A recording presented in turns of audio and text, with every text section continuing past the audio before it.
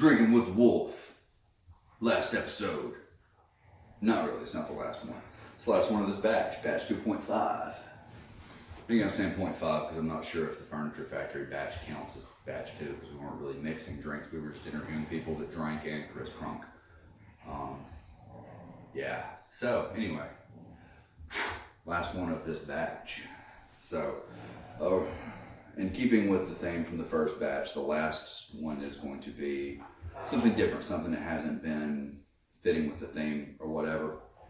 And in this case, we're just going to introduce something besides whiskey or moonshine, because that's kind of the theme of everything that I do. But this one, we're going to change it up just a little bit. And what we're going to do, we're going to take our whiskey glass.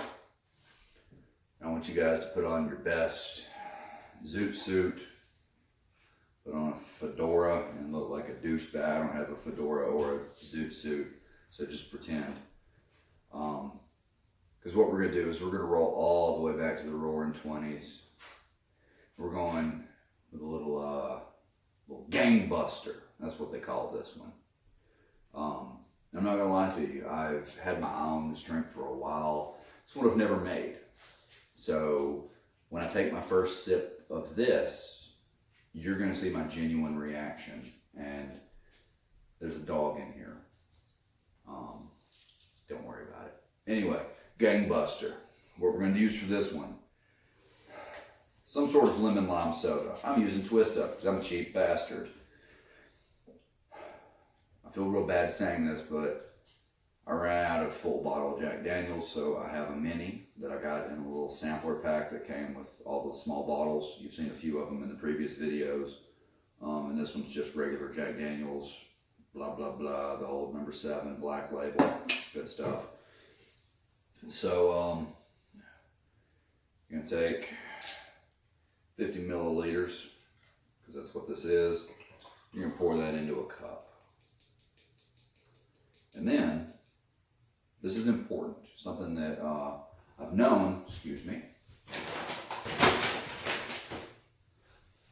something that I've known but never really practiced, but I need to get into the practice of it because it makes your drinks taste better subjectively, depending on how you like yours. If you like yours a little more watered down, then you won't do it this way, but if you like it to be a little more robust, a little more flavorful, you'll actually add ice. Instead of putting ice in and then pouring everything and stirring, every time you add an ingredient, you'll add another ice cube or two. So like, put the Jack in there. Now I'm going to take, these are really melted because they've been in here for like a half hour and I've been pouring water in it. So I'm going to take 3 half melted ice cubes, put it in there with the Jack Daniels. And a lot of people would call that just a good sip. As you can tell, that's a good one. So then what we're going to do, and I'm going to save the last ingredient, or the new ingredient for last, so it's kind of a surprise, the big reveal. Anyway, you're going to take your lemon lime beverage of choice, and you're going to add about 4 ounces of it. That's about 2 shots full of lemon lime soda. You can use Sprite. The original recipe was 7 as you can see, I'm using Twist Up because, again, cheap bastard. Anyway, the final ingredient is an old throwback to the glory days of being in a friggin' death metal band and getting way too drunk at way too many shows and screaming a lot of incoherent words. We played a few shows sponsored by this beverage. Some of my best friends were in a band called Straight Line Stitch. They were sponsored by this beverage. Shout out to Seth Thacker for being not only a badass guitarist, but just a super awesome dude.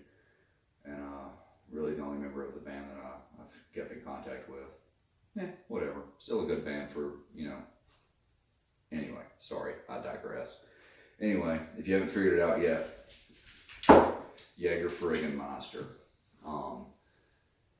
This is basically, with the exception of the Blacktooth brand, Jägermeister might be the most heavy metal of Hello Dog. I see you. Jägermeister might be the most heavy metal of alcohols. You know, the Blacktooth Grin is synonymous with Dimebag Darrell from Pantera, who invented it, of course. And Jägermeister has sponsored metal bands and metal shows just constantly. So, okay, get down. So they're synonymous with heavy metal, and heavy metal is basically the rock and roll version of outlaw. So I know a lot of people don't like it because it tastes like black licorice. I'm a huge fan of, and technically it's not black licorice, it's just licorice. Red licorice is red licorice, black licorice is just licorice. So there's your semantics argument for the day. Anyway, you're gonna match that up with 1 for 1 with the Jack Daniels. From that nice little amber color. It kind of actually looks a little bit like a beer at this point. I forgot to add the ice cubes after the 7 up, so add a few more. Jägermeister is one of the few drinks that I refuse to drink warm. Won't drink it warm, won't drink it room temperature. Jaeger has to be cold. It has to be ice fucking cold, or I'm not going to drink it. I think that's the first F-bomb that I've dropped here. So I feel kind of like we've broken all kinds of new ground. This is your fault, Jägermeister. And you got to remember also, this is not like this is a liqueur, which means nobody knows what the kind of alcohol it actually is. It's a bunch of herbs and spices and flowers and generic random bullshit that they put a deer head on and put a lot of alcohol in, so people will go, Jaeger, and it worked. You know, whatever. But like I said, this is the first time I've ever actually made one of these. So, I'm stalling to give you time so you can make one and you can make sure that it's all good, so you and I can grab that glass together and take our first shot. So if you haven't yet, pause the video, take a time out. I don't really have to wait, because if you've paused the video, there's no reason to kill more time. So let's drink our gangbuster here. Just drink it.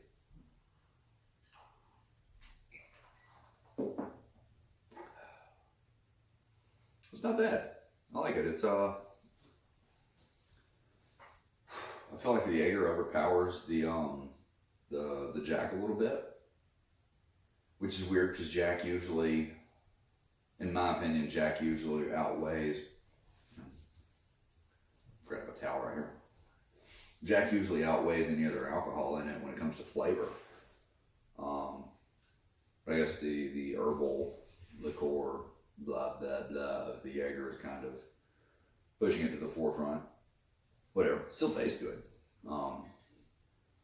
I would definitely make one of these at I wouldn't make one of these for people at a party, but at a adult gathering, a get together. If we were having a fall bonfire / barbecue, there's a real good chance I would make these and let people try them.